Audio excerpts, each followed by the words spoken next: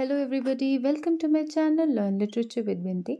In today's class, we'll be discussing one of the most favorite topic of all the students of English literature. That's definitely the metaphysical poets. In this particular video, we'll be mainly discussing all the key facts related to this group, and we'll be also discussing the works and biography of John Donne because he is one of the most famous and prominent metaphysical poet. So without any further delay, let's start. So guys, जैसा कि हम जानते हैं, ये जो metaphysical poets थे, ये basically एक ग्रुप ऑफ राइटर्स था जो 17th सेंचुरी इंग्लैंड के दौरान लिख रहे थे। इसके मेन मेंबर्स थे John Donne, George Herbert, Andrew Marvell, Richard Crashaw and Henry Vaughan. Metaphysical poetry जो थी, ये एक डिस्टिंग्विशेबल या एक डिफरेंट स्टाइल ऑफ पोइट्री थी जो कि 17th सेंचुरी इंग्लैंड के दौरान लिखी जा रही थी। इसके मेन कैरेक्टरिस्टिक्स थे the use of conceit and philosophical and intellectual explorations. Metaphysical poets जो हैं, ये बेसिकली डील करते थे कॉम्प्लेक्स क्वेश्चंस के साथ। यानी इनकी पोइट्री में ये जो कॉम्प्लेक्स क्वेश्चंस हैं about love, death, religion and the nature of reality, उनके बारे में लिखते थे, उनके बारे में ये प्रेजेंट करते थे। There is a use of sharp wit and paradox in metaphysical poetry. और हम देखते हैं कि इस पोइट्री में अनकन्वेंशनल आइडियाज़ भी मेंशन होते हैं, या फिर ये भी कह सकते हैं हम कि जो ऑर्डिनरी आइडियाज़ हैं, they get turned upside down. Metaphysical poets के बारे में कहा जाता है that they were deeply philosophical. Philosophical वो क्यों थे? क्योंकि वो बहुत ही डिफरेंट क्वेश्चंस जो है, जैसे questions on what is existence, या फिर what is death, human mortality, fate, God, religion, या फिर और बिगर क्वेश्चंस, उन पे ये फोकस करते थे, उनके साथ ये डील करते थे। और साथ ही साथ ये बिलीव करते थे that they believed in the idea of carpe diem, basically, so to say. तो carpe diem का मतलब होता है seize the day। जैसे कि हम देखते हैं एंड्रयू मार्वेल की जो पोम है टू हिज कॉय मिस्ट्रेस, उसमें जो ये कॉन्सेप्ट है, जो आइडिया है ऑफ कार्pe diem, ये हम अच्छे से देख पाते हैं। Moving on to next.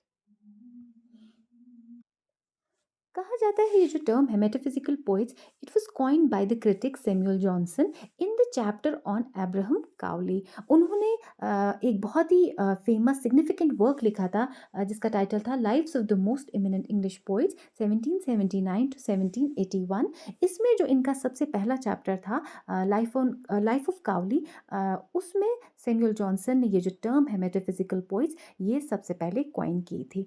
लेकिन उनसे भी पहले कहा जाता है जो टर्म मेटाफिजिक्स है, ये जॉन ड्राइडन ने अपने एक वर्क अ डिस्कोर्स कंसर्निंग सटायर में मेंशन की थी। जॉन ड्राइडन ने जॉन डन के बारे में कहा था that he affects the metaphysics not only in his satires but in his amorous versus. तो यहाँ से जो ये टर्म है मेटाफिजिक्स, ये आ गई थी।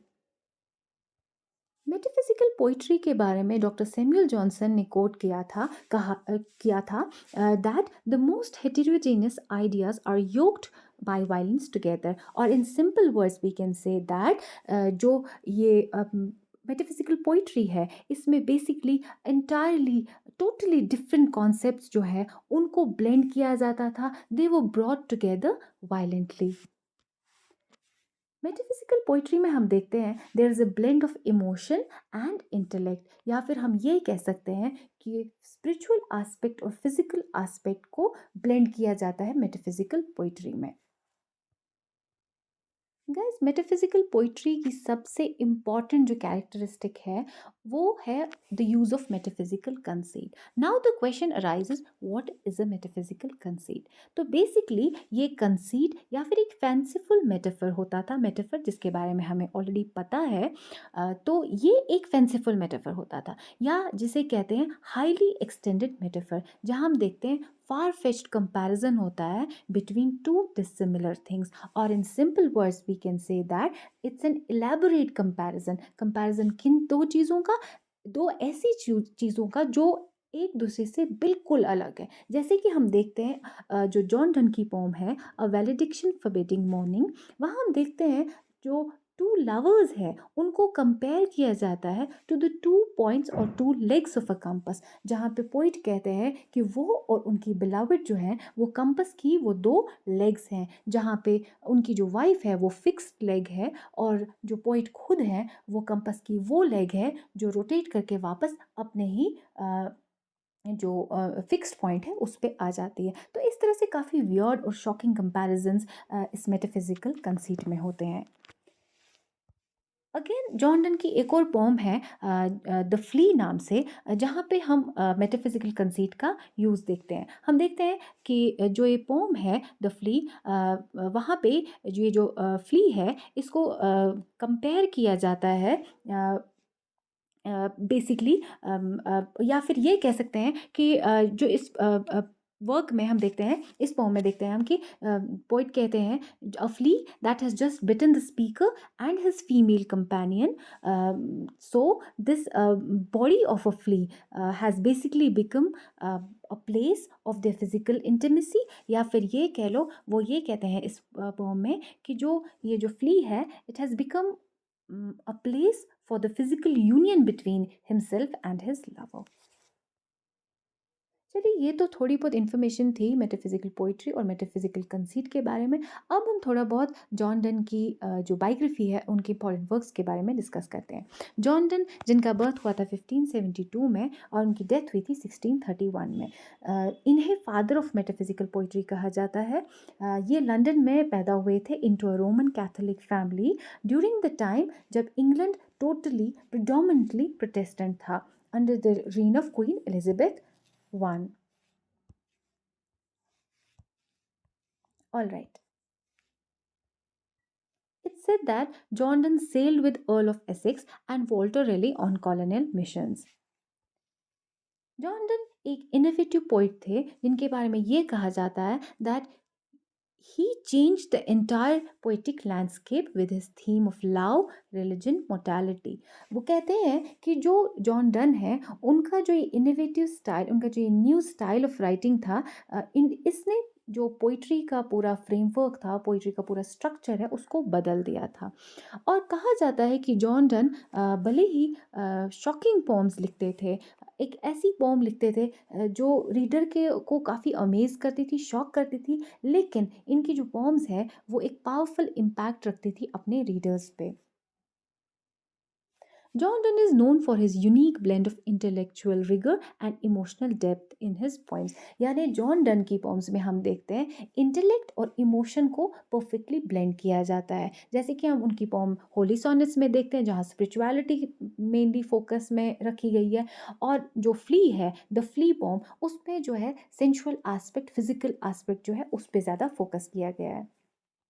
इनकी जो फेमस पोम है द फ्ली, वहाँ हम देखते हैं Donne uses the image of a flea that has bitten both him and his lover, so its body has become their marriage bed. ये जो फ्ली जिसने इन दोनों यानी पोइट और उनकी बिलाविड को सक किया है, उनका ब्लड सक किया है, तो इस तरह से जो फ्ली की बॉडी है उसको पोइट कंपेयर कर रहे हैं टू देयर मैरिज बेड। और वो कहते हैं ये जो फ्ली है बेसिकली सॉरी वो ये कहते हैं it will be no sin for them, यानी उनकी बिलाविड और poet, it will be no sin for them to make love, क्योंकि उनका जो ब्लड है या उनका जो यूनियन है वो ऑलरेडी फ्ली की बॉडी में हो चुका है। तो इस तरीके का मेटाफिजिकल कंसीट, एक शॉकिंग कंपैरिजन, एक एलैबोरेट वियर्ड कंपैरिजन जो है हम मेटाफिजिकल कंसीट में देखते हैं और जॉन डन के इस पोम द फ्ली में भी देखते हैं।